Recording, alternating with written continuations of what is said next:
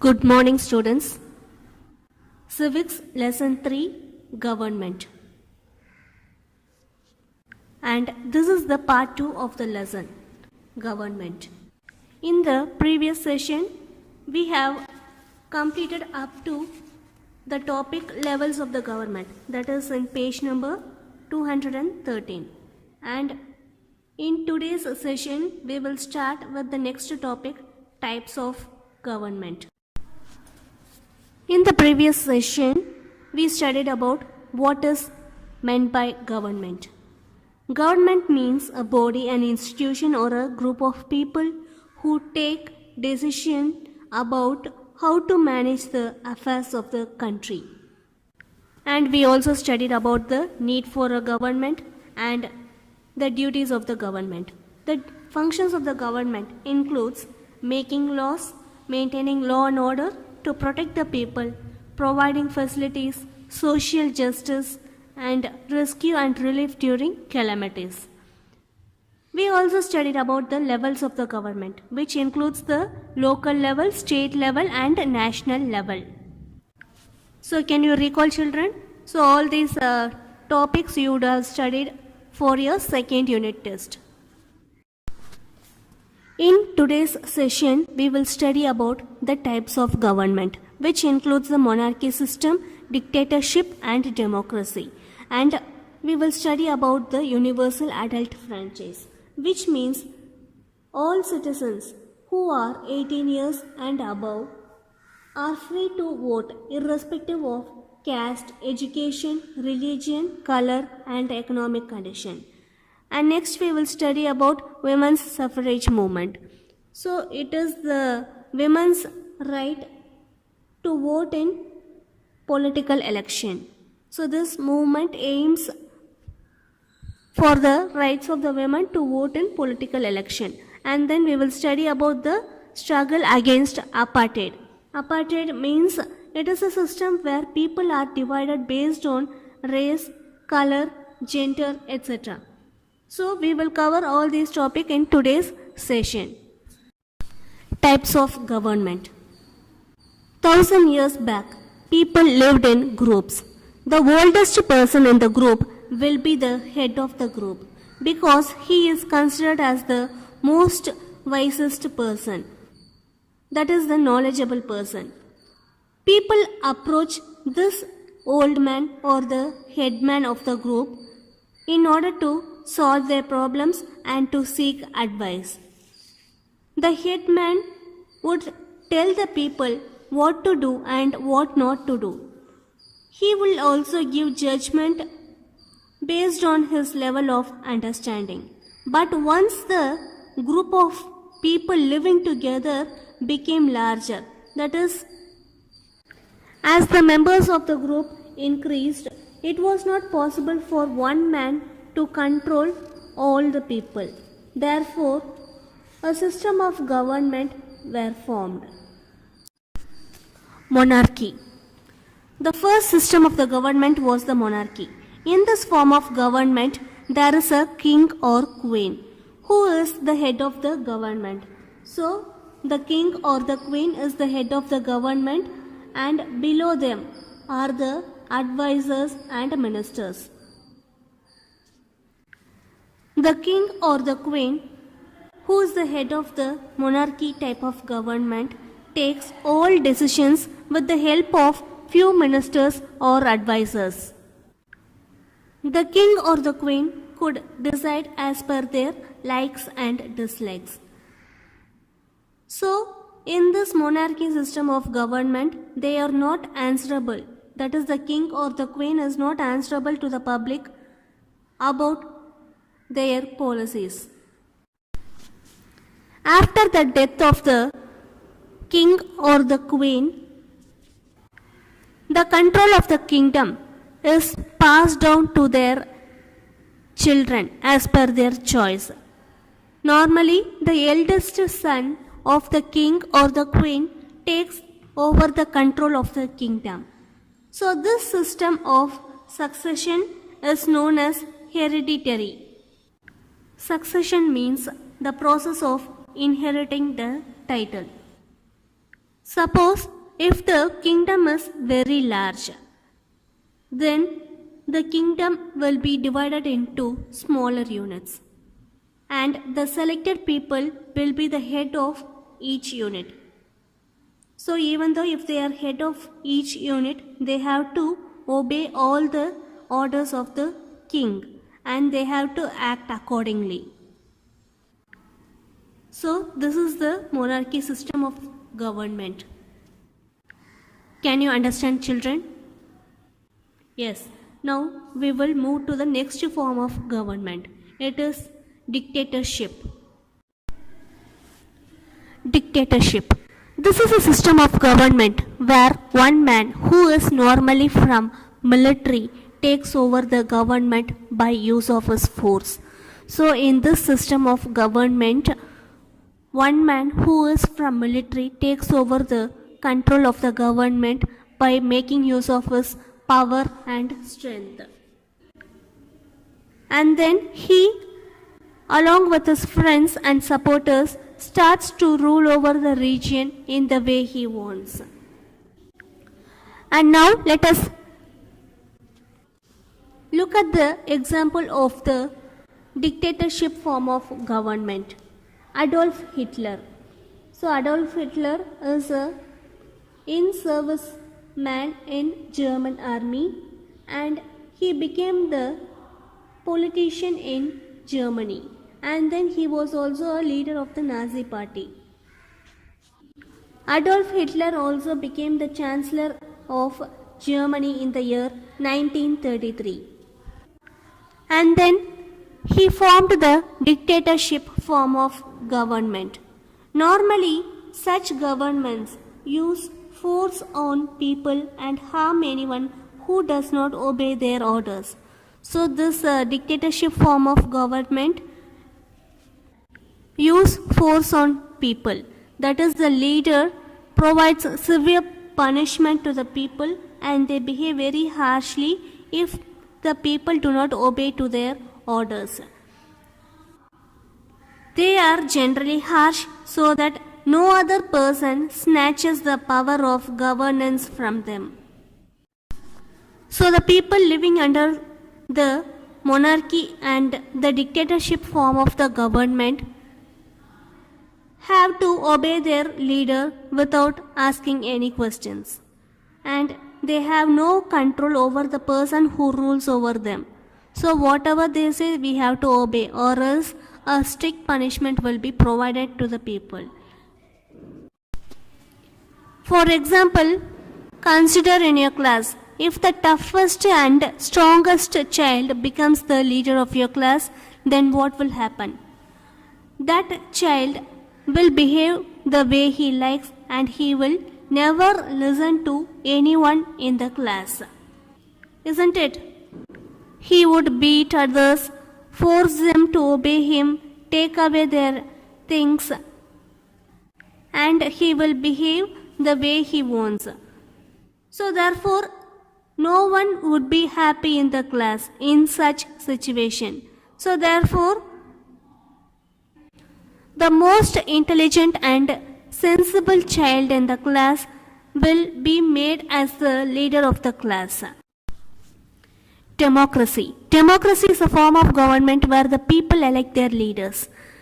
Consider in large countries where the population is very high.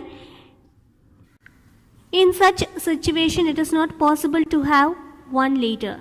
So one leader cannot rule over the whole country. So therefore, the whole country is divided into number of regions, and in each region people elect their own leaders. And these leaders are also called as the representatives.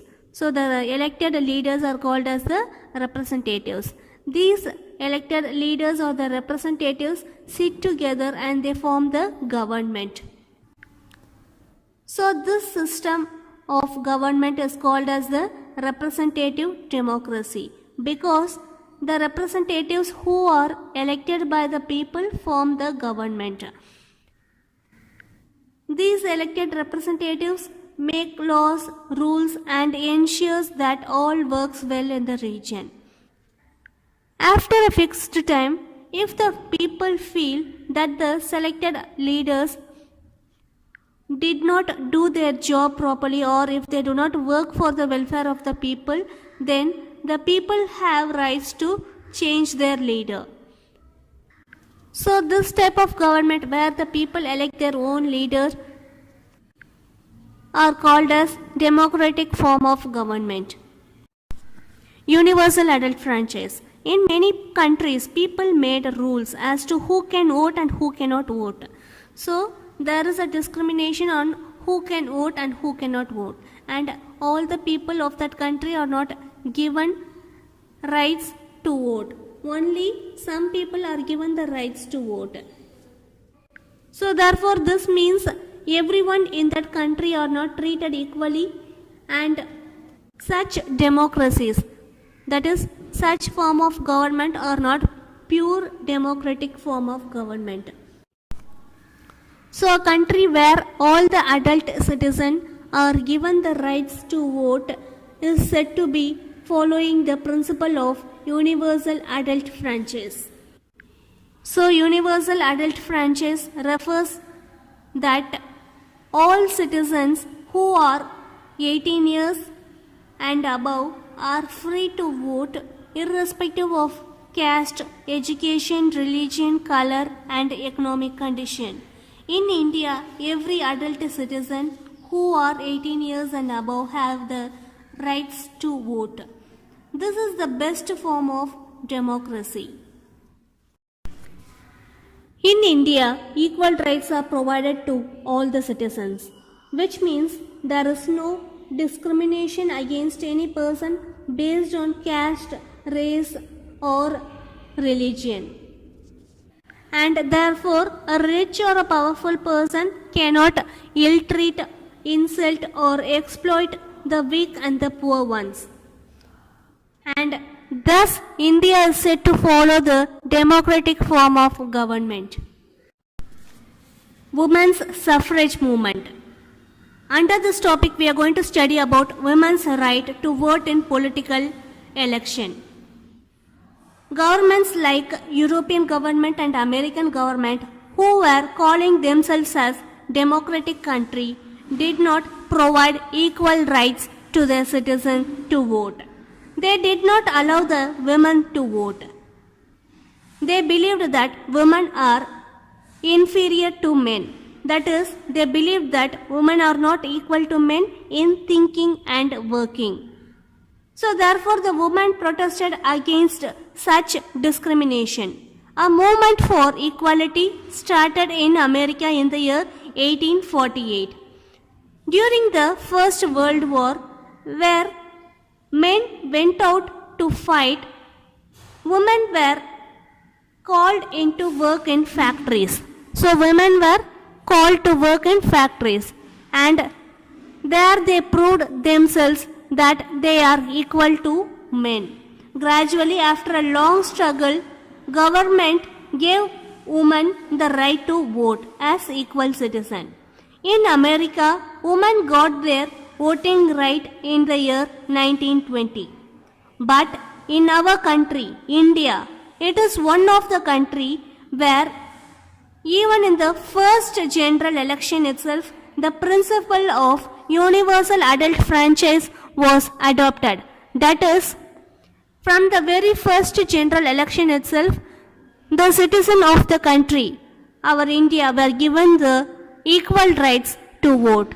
So irrespective of the caste, color, gender, economic status, etc., all the citizens of the country were given equal rights to vote. So all the citizens who are 18 and above 18 years of old were given rights to vote.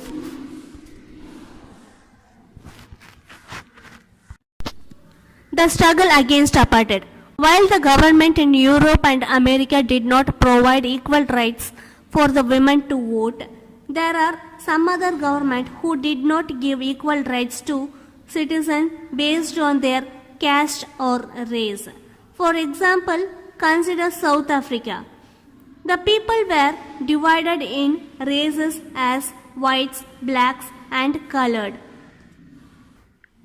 So in South Africa there was a discrimination based on color. The people of South Africa, that is the natives of South Africa, were in dark complexion. When the whites from the northern region came to South Africa, they started to dominate the South Africans since they are dark in complexion. The whites started to settle down in South Africa. Since they had large amount of money, they bought most of the areas in that country and they became rich and powerful. They started to rule over the native people, that is the local South Africans. They were treated as slaves. They were not even allowed to enter into the areas where they settled. They were only made to work as slaves in those areas. The natives of the South Africa who were in dark complexion were forced to go to separate schools and they have to go to separate hospitals also. And they were totally discriminated against. And this kind of discrimination is known as apartheid. The South Africans had to struggle for a long time against this discrimination. Even Mahatma Gandhi also played a role in their struggle for equality. Because once when Mahatma Gandhi went to South Africa, he also faced this racial discrimination. So therefore, he played a role in their struggle for equality. Their struggle intensified in the year 1970s. Intensified means தீவிரம் அடைஞ்சது. That is their struggle intensified in the year 1970s, and in 1991 the apartheid law were abolished. So the racial discrimination was completely abolished in the year 1991, and in 1994 Nelson Mandela, who was the citizen of South Africa, that is a native of South Africa, won the election and he became the president of South Africa. So we have completed the lesson, children. In this lesson, we studied about government, the need for government, functions of the government and levels of the government. And in today's session, we studied about the types of government. Under the types of government, we have the monarchy form of government, dictatorship and democracy. And then we studied about the universal adult franchise, that is equal rights to all citizens to vote, and women's suffrage movement and the struggle against apartheid. Okay children, meet you in the next session. Thank you.